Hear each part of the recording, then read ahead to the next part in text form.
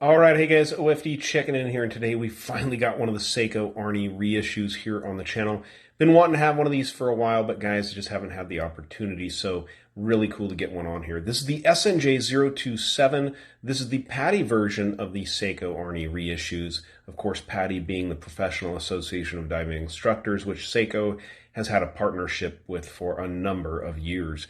So guys, this is a really cool one. There's a number of different colorways available. I'll leave links down below in the description to Amazon where you guys can check these watches out.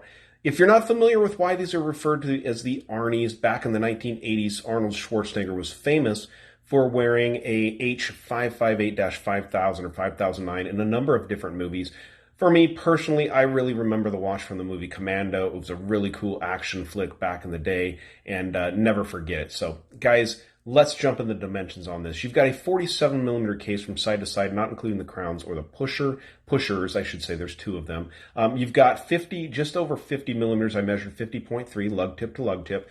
Little over 14mm of thickness to the top of the bezel. The Hardlex crystal is recessed, so the bezel is going to protect it. And you have a 22mm lug opening. Pierced lugs are being used on this watch. If you do want to do any strap changes, that should make it easy.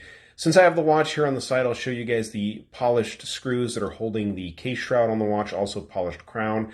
Both the pushers on the watch are also polished. The contrast with this flat black plastic shroud is really, really nice against the polishing done on the case. Like I said, there are a number of different ones out there available, but you can see that the stainless steel has all been polished up underneath the case shroud. The bezel is 120 click and locks in super, super nice. Not one of the tightest bezels out there, but because of the way it's protected by the shroud, you're not going to have any problem of accidentally turning this bezel at all. Looking at the dial, guys, it is a classic, at least for the analog, a classic layout, classic Seiko layout. Hands are a little stubby on this watch. The reason being is they don't want to interfere with the digital readout up here at the top. Heavily applied lume on this watch. Lumen Bright being used, of course, Seiko proprietary, and it's been put on very, very thick on this watch. Stick around to the end and I will get a lume shot. I love the red tip on the second hand, which I think they've reserved for the PADI models. And I want to note to you guys of how that second hand actually hits all of the indices dead on. I do wish it was a little bit longer and reached out there all the way to that edge, but you know, it is what it is. You have the digital readout up there at the top, which is really cool. And I'll go ahead and show you some of the functions this watch has on it. Now you're going to use your bottom pusher over here, and you unscrew it by turning it clockwise, not counterclockwise, but clockwise is going to actually unscrew this, and you can roll through the different settings or functions on the watch. So we've got the day and the date here. You've got a second time zone if you want to use one. You've got a stopwatch function, which actually is operated by this top one here. Let me unscrew this. Show you how that starts and stops. You can stop it, and you can actually reset it with that one. I'll show you here. You just hold it down, it'll reset that. So go through there. We have alarm for 5:30 a.m. You push both buttons, and that can turn the sound on and off for that. And I think we do have multiple different alarms on this watch by chance. I'm not quite sure. But go ahead and roll through the functions. Friday the 8th, back there for the day and the date. Go ahead and screw these crowns back down so that we don't forget about that. Oh, I wanted to mention to you also, this one here, when you're not in the stopwatch mode, it operates a little light up there for that digital readout. So get our crowns back in the proper position. The dial itself, you've got that Seiko Prospex logo there just below the 12 o'clock position. I do love the X and the P, the way they've done that with the Prospex.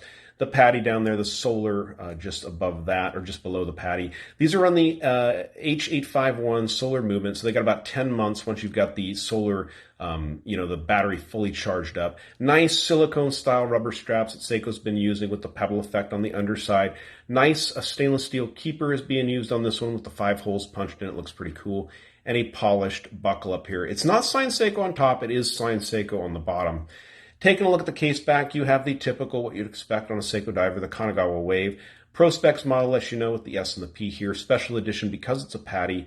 Stainless steel gives you the movement number here, the H851.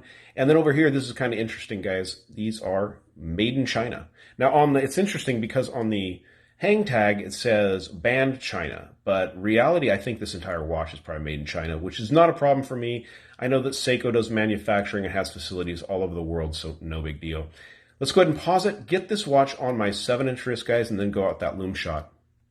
All right, so here's the watch on my 7-inch wrist, and I know I said I was going to do a loom shot next, but I do want to show you guys how the time setting works on this watch because it's pretty neat the way they've got it set up. But you know, even though it's a big watch, 47 side to side, 50 lug tip to lug tip, the watch is going to fit your wrist well.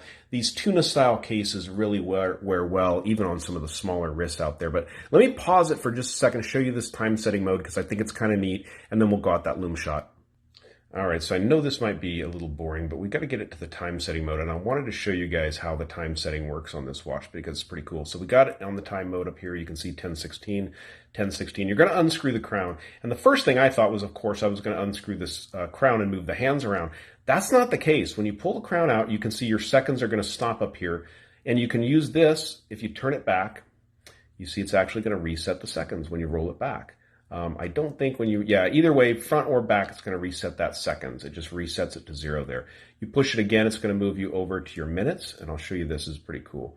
So you can go forward, or you can even go backwards, which is pretty cool. So you can get this to, say, 10:10, the perfect mode for your hands to be in, and when you push this in, check that out, it resets the time perfectly. So that's the way the time sets. So you're not actually going to ever move these hands around manually with this crown. It's all going to be set here in the digital mode.